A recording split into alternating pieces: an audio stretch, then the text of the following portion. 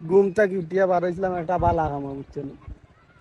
কামটা মোটামুটি শেষ করিয়া আইছি, মন মেজাজ ফুরফুরা আছি।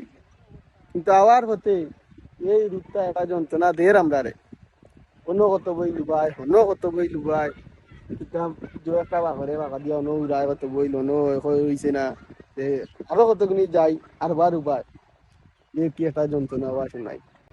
ইমরান তুই কিচ্ছু খবা, তুই কিচ্ছু খ। কিটা কইতাম বন্ধু, দুইটা মায়া দিন আগে পাতলামি লাগাইছেন, এটা পাতলামি লাগাইছেন।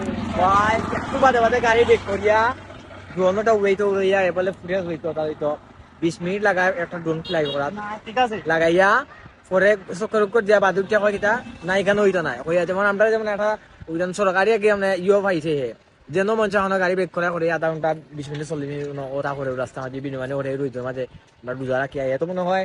আমরা তো তাহলে এখন সন্দেহ করলাম রোজা রাখার বিষয় লিয়া, এ রোজা আছে কিনা না আসলে আমরা এটা সন্দেহ। প্রচুর সন্দেহ কর আমরা এখন, বাদ বাকি আল্লাহ জানাই।